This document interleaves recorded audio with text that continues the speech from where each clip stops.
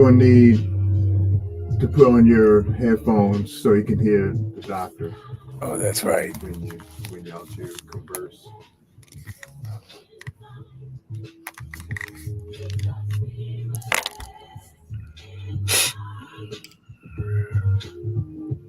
Welcome to the Spirit in Mind broadcast with your host, Bishop C. Guy Robinson and Dr. Jonathan Shepard, where we explore faith and mental health perspectives on current affairs. Let's get into today's discussion with the Spirit in Mind. Well, hello and welcome to Spirit in Mind, where we discuss current affairs with faith and mental health perspectives. I'm Bishop Guy Robinson, and it is a blessing to be able to share with you. We certainly hope that you will let someone know that it is time for Spirit in Mind.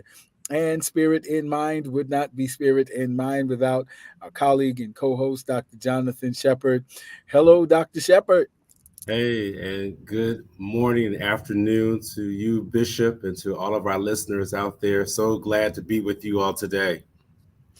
Yes, we are so grateful that you're with us. And please let someone know again, it's time for Spirit in Mind. If you're driving in your car, let them know you can turn to Praise 106. We're live here in the studios at Praise Baltimore 106. And there are other ways you can join us and share this and all of that. And Dr. Shepard will share some other ways that we can stay connected between Spirit in Mind broadcasts. And again, thank you all again for sharing with us. And we're thankful for our streaming audience. And I'm so thankful for people who are listening. Bishop, we continue to have new listeners each and every week. I was even hit up by one of the top recruiters within the Maryland Department of Behavioral Health, really, maybe even further than that, who said that she would be listening on today. So if that is you and you know who you are, Kimberly Cropper, we are so thankful that you're listening. Others who are new listeners, Bishop, literally, I'm hearing from people within churches and throughout the communities who are listening to the show. And so, again, we're so grateful and thankful and continue this train of momentum, I will call it. And you can continue to reach out to us. Bishop C. Guy Robinson is a noted author, professor, and pastor, teacher, and he just completed one of the successful weeks as he is one of the founding curriculum instructors, if I've got that title correct, over at Hampton University for their curriculum on religion. And let me just drop it to him. What's the official title, Bishop? As we are part of, we are blessed. Thank you, Dr. Shepard, to be part of the founding faculty of the new Hampton University School of Religion, serving particularly in the areas of pastoral care and counseling and that kind of thing, and as well as world religions. And so we did craft that course. For pastoral care, and look forward to all the exciting things that are going to happen from that. Wonderful, wonderful. So again, Bishop is over at Hampton, and he's also at Morgan State. So you can catch him in Maryland and or Virginia. So isn't that wonderful? And you can also catch him over at the Tabernacle Church on Baltimore Street, and you will be blessed on West Baltimore Street, and you'll be blessed over there. Again, just love lifting up Bishop C. Guy Robinson, CGR Ministries on Instagram, YouTube. Again, he will bless your life as you continue to reach out and read and listen to those sources of information that he draws from. And then you can reach out to me if you're in need of direct care services, drjonathanshepard.com. Go to the website. I do know it's working because that's how some people are finding me. It is so interesting that people are literally searching out, looking, and able to track me down, Bishop. And so it's a good thing when you're able to be trackable, and that means that your reputation, integrity are intact after you look through it. And so I'm thankful for that. So please, if you're in need of direct care services, make sure that you reach out to me within the DMV area, within Maryland and the District of Columbia in particular, where I serve. And so we will greatly help you in those areas. These are some of the ways you can lift us up. Again, our streaming platforms, our streaming audience, you're coming on in. Thank you, and continue to send out your well wishes, feedback, and questions. Absolutely, absolutely. Listen, so we've been talking, and by the way, let me say you can call in as we are about to get into our subject matter for today. You can call in here live at 443-380-2803. 443-380-2803.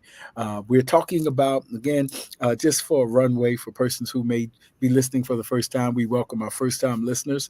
We've been talking about the dealing with the transitions of life, basically, and there've been various subtopics to that, and dealing with transition in new places, living in the new place, adjusting to the new place, all of those kinds of subtopics about transitions in life.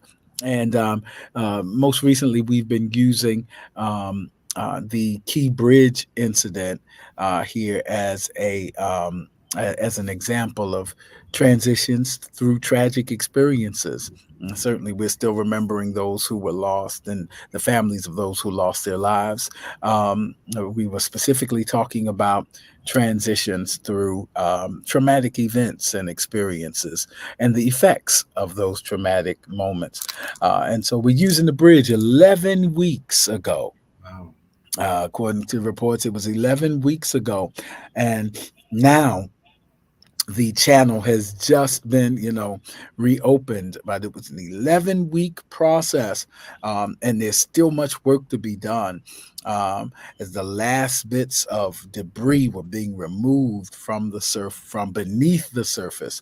So we've been using that for all kinds of, for you listeners, psychodynamic metaphors and things that are there, and going beneath the surface. To talk about the process that is involved. So 11 weeks and still not done yet. There's still work to be done. In fact, I believe estimates are in the billions for what the repairs will be. Estimated repairs to get back up and have that bridge up and all of that. So Dr. Shepherd is going to lead us further in our discussion of this process of recovery. Dr. Shepherd. Yes, sir. Thank you, Bishop, for that runaway. And we want to make sure that we lift up those families once again. And I do want to celebrate, just a very quick side note, celebrate all those who are graduating this year in 2024, the class of 2024. And even as I have attended 3 separate graduations this year, everyone has asked me about how am I doing? How are the people in Baltimore doing, Bishop? Because this did make national news, and it did affect more than just Baltimore, as we have seen. Commerce and even cruise ships had to make different destinations. They had to, instead of coming into Baltimore, they had to go into Virginia. So this has been an effect across the country, and so we want to make sure that we understand that. And even as we solicit the support of the federal government, we've been getting a little bit of pushback. And I know Wes Moore, the governor here in Maryland, and the other federal representatives through the Congress and Senate have really been pushing on Congress to follow through and making sure that we have the support for the bridge. But it's just so interesting that as we continue to look at this backdrop, we talk about the healing process, the strengthening process, and then the stretching process. And that has been our foundation for the last couple of weeks on this. And we really have pulled apart the healing process and the excavating and the removal and allowing the channels to be reopened so that we can send things out and we can receive also. And so today, we want to move a little bit further and talk about what that strengthening process looks like. Because now that we have used the 11 weeks to remove most of the debris, and as I can read from the headlines, they removed one of the biggest trusses. The trusses is the support of the bridge. That they were finally able to get to that, which will allow for the removal of most of the debris now, so that even the bigger ships can come through. Now we have to strengthen the process.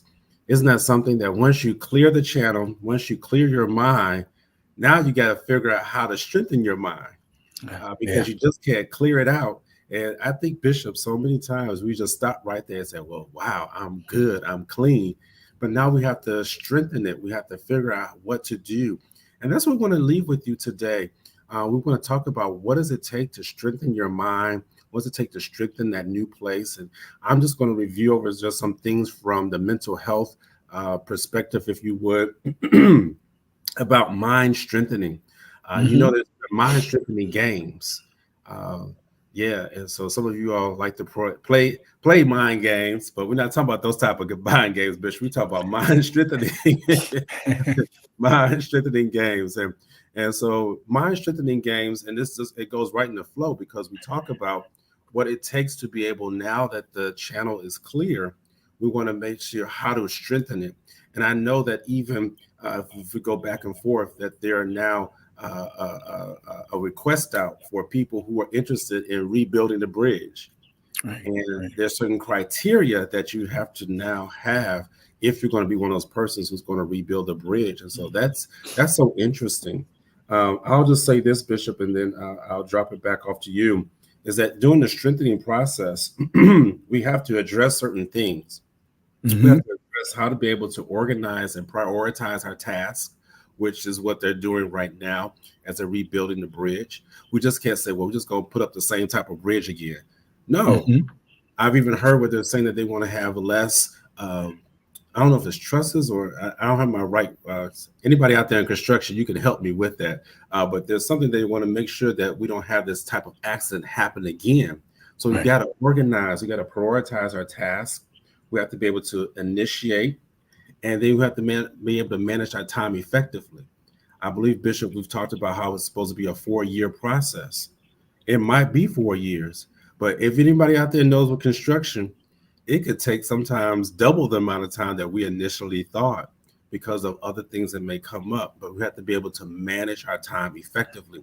These are things that we do to strengthen ourselves. We must be able to regulate our emotions under stress. Again, that's happening right now, even as we see our federal representatives going before Congress. I'm sure it must be a stressful situation for them to be able to have to go to represent. And people say that, well, we don't need that bridge, or really Baltimore is not worth spending that amount of money on. I've been hearing some of those things, and God forbid that be the case. But you have to learn how to be able to regulate your emotions. You just can't go up in there and go off because you hear something that you don't like the first time. That's a part of strengthening the process. We also talk about being able to sustain motivation and focus. Ooh, that's a big one. Be able to sustain the momentum. Now that we've used those 11 weeks to clear the channel, how do we maintain that momentum? And then communicate effectively. This is the last one. Communication effectively with your peers, with your colleagues. Let them know with the process. That's something that is so interesting, Bishop, as I've worked with people, is that when we're going through and we've made the change, we made the decision that we want to do better, begin to clear out the channels, we have to continue to communicate as to what our new needs are, be able to communicate what is those things that will best serve us. So these are just some of the things that we will address. I'm just giving a brief overview. We may go back through each of those and digest them a little bit more, but just want to give a brief overview that these are some of the things that we move to help to strengthen your mind in this process. Yes, and that's so very good. Strengthen, sustain momentum, and communicate new needs. We're talking about, again, we talk about current affairs with faith and mental health perspectives. So we're talking about more than the bridge, literally. The bridge is a metaphor for any of us who have had major things in our lives to fall apart, to collapse. And so we're talking about, in a sense, rebuilding our lives after a traumatic event.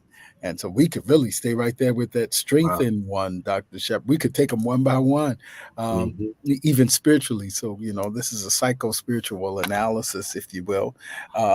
So when we're talking about strengthening, it's the idea of, you said something powerful. We may not, rebuilding is not necessarily duplication. So it may not look exactly like it was. In fact, the models do look different. And it is this idea of being open to building back better. if you will.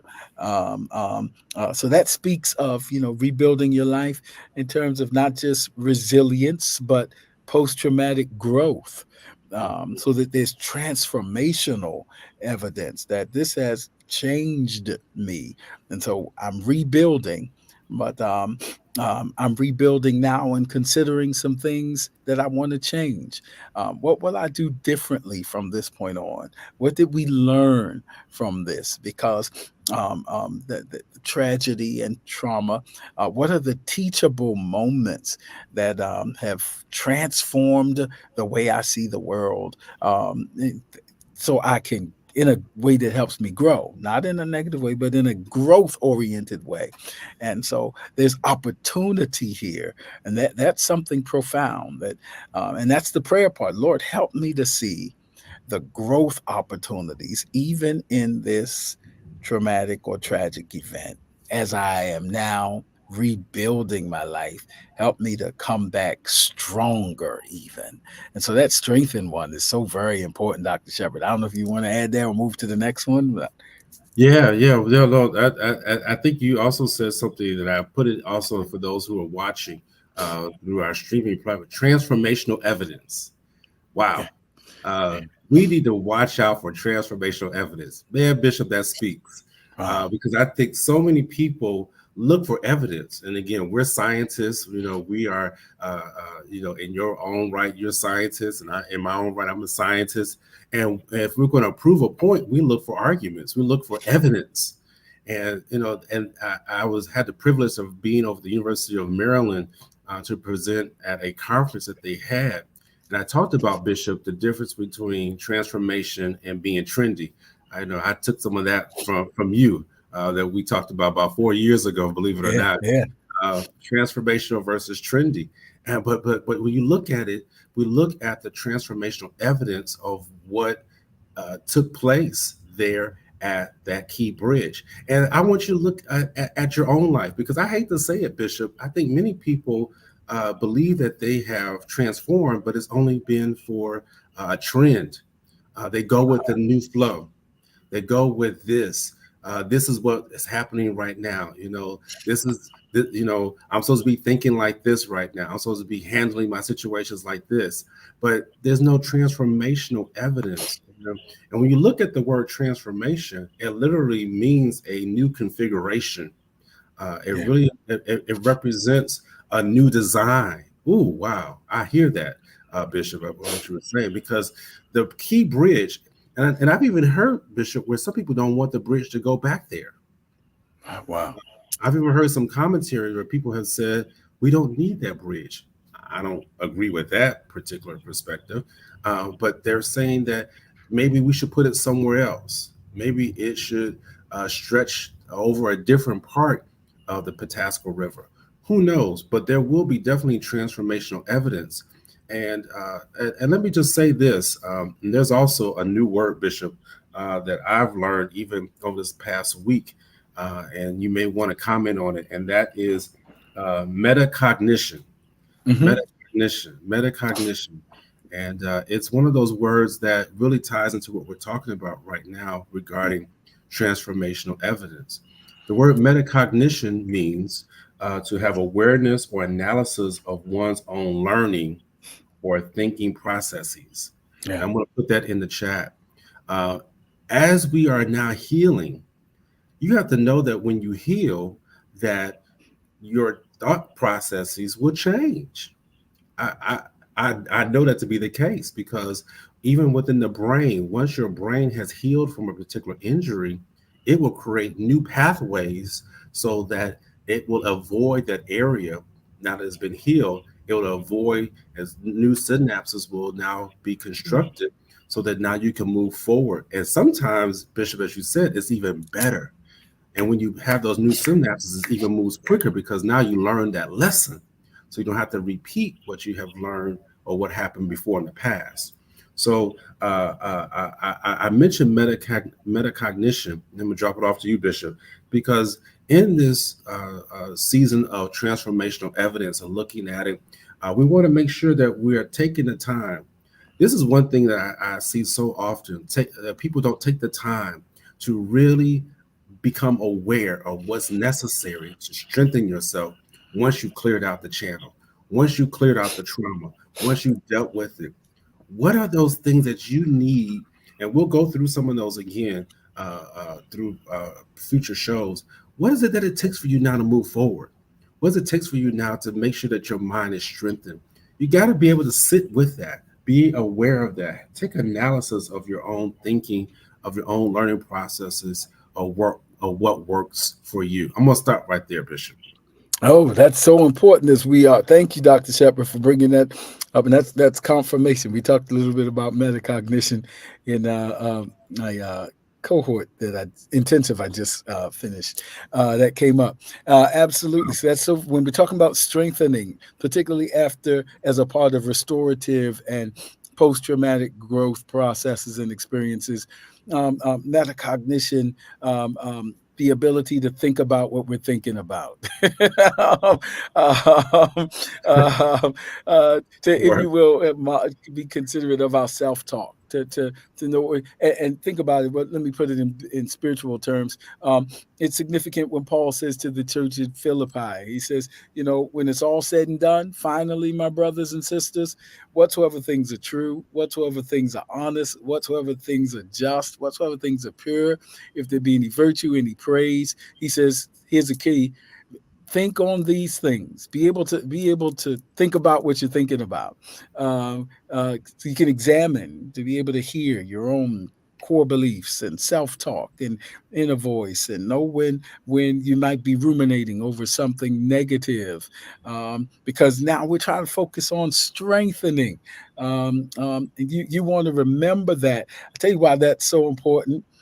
Spiritually, because even Jesus said in Matthew 12 that when a house has been swept clean, right, and all the debris has been removed, he said there has to be an intentional strategy. Wow. It's because all that negative energy goes out wandering, trying to figure out where to go, and it'll come back with an even stronger and stubborn spirit. Right. So you want to make sure you after you've cleaned everything out, that we occupy it with something that will strengthen us to grow to the next level. So even as you are somebody's rebuilding your life, be able to be aware, to have that metacognition, to be aware of what I'm learning and aware of what I'm thinking about at a given moment, so that I can, if you will, arrest or alter certain narratives and core beliefs and things. That's so very important, Dr. Shepard. So that's all. I don't know where we're going from here. You got it. No, well, that's good. That's good. I'm just so glad that this has already been talking about it. I love the confirmation. And one of the things that we're going to do, as I recognize the time, we'll just talk about one of those things, which is organizing and prioritizing tasks. I think this is the way in which we will end today, is talk about organizing and prioritizing tasks. And one of the things that happens when it comes time to do that, what we're looking at is executive function. All right. Mm-hmm. This is executive function. This is the executive function is a part of the brain that's there in our frontal lobe of the brain. I don't want to get too technical, but it's the front part of your head. If I just say it like that, it's the front part of your head, and we all have executive function. But it's that part that helps us in organizing tasks and prioritizing tasks. I know this is a Saturday, and so many times on a Saturday, we have various different lists and things that we prioritize. And we're so thankful that you prioritize spirit and mind today. But we want to make sure that you get those things done. But guess what happens? Procrastination is one of those enemies of organizing and prioritizing tasks. And that's where I'm going to just really end on. And Bishop, I'm sure, will have a spiritual word on how to be able to handle procrastination. But that's one of the things that we have to watch out for. I wrote this down, Bishop, that the enemy comes to disrupt and the repair with, number one, procrastination. And I said to myself, I said, the enemy could be me. It doesn't necessarily have to be the devil himself. It's just within our own selves, Mhm. not recognizing that. It goes back to that metacognition, not recognizing our own traps, our own uh, disruptive ways or negative ways of thinking or processes, is that we cause ourselves to not be able to prioritize, because a lot of times we just procrastinate. Man, I wish I could get a witness on that. We know that that's something that we want to do, but we have procrastination in initiating the task. Could you imagine what would happen if Governor Wes Moore decided to wait until Congress approved the funding? Oh, my Lord. We don't know when that bridge will be built. But he has to be a leader. He has to be a visionary to say, even if they don't fund it right now, I know at some point they're going to fund that bridge. So I've got to move forward. I got to get the RFP out so we can get the contractors, so we can get these bids going, so we can get this bridge built. Some of you have to know that you can't wait until you have all the different pieces in place. I'll speak to myself on that one. And before you go ahead and launch out and put that RFP out, to go ahead and make that move. So let's talk about that. Organizing, prioritizing your tasks to help to strengthen your mind. I'm going to stop there, Bishop. Oh man, I know we'll continue this because we're in our last minute, but we will continue this on Spirit and Mind, because that rebuilding with that the ability to prioritize tasks and to use executive functioning, we can really get into that even some more, and we will. But here's what the Spirit dropped into my mind right as you were talking. Whenever we're trying to rebuild our lives, the reason why it's important to prioritize our task and have those strategies, and appreciate our rational mind to help even give balance to our emotional and the amygdala and all those other areas we can talk about, so that we can stay focused, is because whenever you are rebuilding after a traumatic moment, you can expect the Sanballats, Tobias, and Geshems to show up. Mm, In the book of Nehemiah, as they were rebuilding the wall after a tragedy. I know we've been talking about bridges, but let's shift real quick the metaphor. When they were rebuilding the temple in Jerusalem and Nehemiah was building the wall, they're the Sanballats and the Tobias and the people who engage in things to trigger negative reactions and get us caught in our emotions. One of the most profound things is that Nehemiah says, I'm up on this wall building. I can't come down and get distracted by these emotionally heightening and triggering situations and conversations. And then I'm going to stick to the plan. I'm going to stick to the rebuilding plan. You can expect, even as the bridge is being in this process, the Sanballats will show up. They are assigned to distract from the building with a lot of emotionally triggering statements and emotional heightening kind of things. But you got to have the spirit of Nehemiah as you are rebuilding the wall of your life to say, I'm up here and I'm about a good work. I'm focused. I got a plan, and I got to rebuild and build back better. Listen, we're glad you were here with us today. Dr. Shepard, anything? no, just want to thank people to continue to watch and continue to look out for more new episodes. Absolutely. We look forward to seeing you. And if this has been a help to you, let someone know. I'm grateful too, Dr. Shepard. More and more people have been I've been running into them saying, we're listening, we're listening.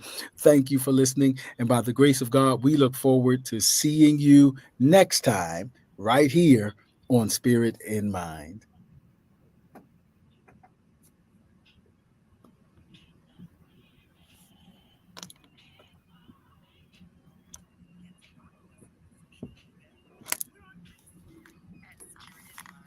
And we're also on Instagram at Spirit in My Mind. Join us next time for a new episode of Spirit in Mind.